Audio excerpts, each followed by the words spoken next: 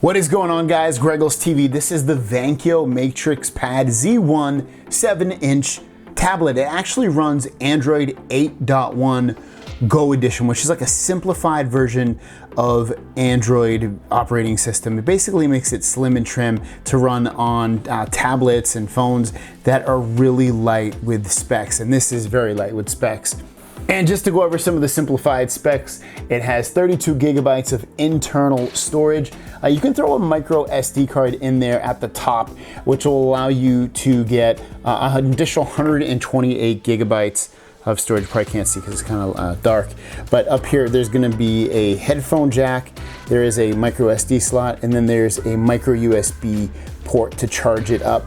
On this side you have the power button and the volume keys up and down.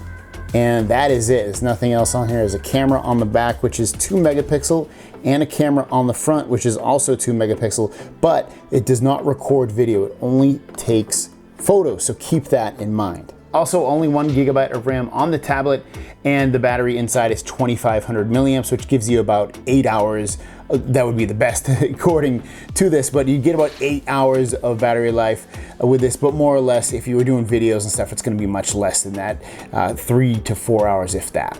Now, this tablet is great and the size that it's in for books. So if you are a big book reader, you're gonna be able to love reading books in this. The screen resolution is not that high. It's 1024 by 600, which matches what you would get on the Fire tablet, the 7-inch tablet, which goes for, that one goes for 50 bucks. This tablet goes for 65 bucks. Now, this is a little bit yellow because it's nighttime and it's just dimming it. It's a special feature, so it doesn't really look like that in terms of like if you want it to be white, you can, but basically it just makes it a little bit easier on your eyes. And like I said, for books, it's fantastic. It's a book reader's dream, the size on here, and it's gonna do fantastic as a book reader. So if you love to read, you'll definitely wanna check this out.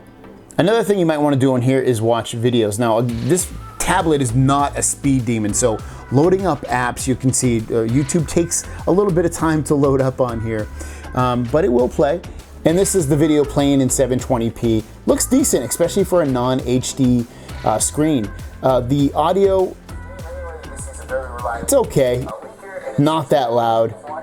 It's a single firing speaker. The viewing angles are okay on this. You can definitely see the screen. I mean, it could be better, but it's for 65 bucks, it's not too bad. Another thing you might want to do on this tablet is play games, and I played Subway Surfer, and it actually does a pretty good job with it. All right, here we go, Subway Surfer. And I'm not an expert at this game, so if I stink, that is why. Oh. Man, it's scary with this guy. Oh, he got me. But yeah, you can see it plays the game fairly well. Doesn't have any issue with it. But again, it's not a game, it's not a tablet, I should say, that's gonna be known for super high performance. And like I said earlier, it does run Android 8.1 Go, and I've never personally used the Go version of any software for Android, but basically I looked it up and it says a powerful experience for entry-level smartphones and tablets. It's the best of Android, built with new and reimagined apps, so even the most affordable Android smartphones are sweet as can be. And you swipe up to see your apps that you have installed. You can search for them at the top as well. And then even on the home screens, it has the search bar with the microphone. GregglesTV.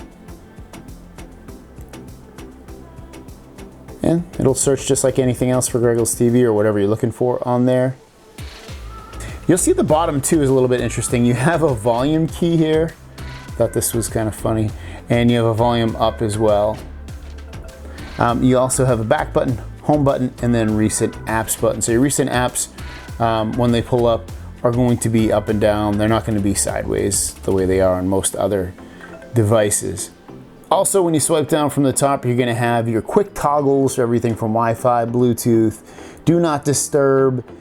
So, you know, just the normal ones. Then you can go into settings as well. And the settings are going to look pretty much the same as any other Android device, where you can go into, you know, check battery stats and look at display and mess with the sound, screenshot, storage, all that kind of thing that you would, like I said. And also you can get updates in here. which is nice. So you should be able to get software updates, Android 8.1. The other interesting thing is it does not come with any bloatware, which is wonderful. It just had the regular Google apps on here. And a calculator, so really not any crap apps on here.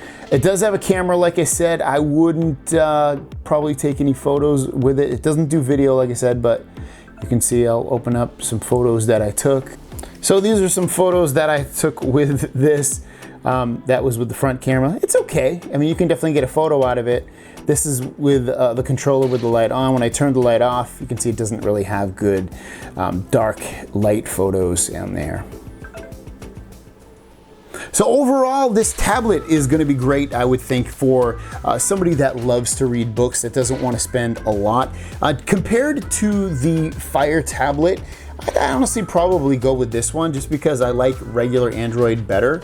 And comparatively speaking, it runs a lot of the same, hardware specs or similar to it as the Fire tablet. It does have more storage on here. You get the whole Google Play Store versus you only get the Fire Store on there, but you also can get the Google Play Store on the Fire tablet, but you have to install it. A lot of people probably don't want to do that. Expandable storage, headphone jack. It's just an overall, for 65 bucks, don't expect the speed demon of a tablet. You're not going to get that. It's going to be a tablet that's, basically very inexpensive, very low spec'd out, but it's going to get the job done on most things that you want to do. Have it be, looking at a website or playing a game. It's going to take a little bit longer to load apps and load websites, again, because it's a low powered device. I'm loading up the Android Police website on here.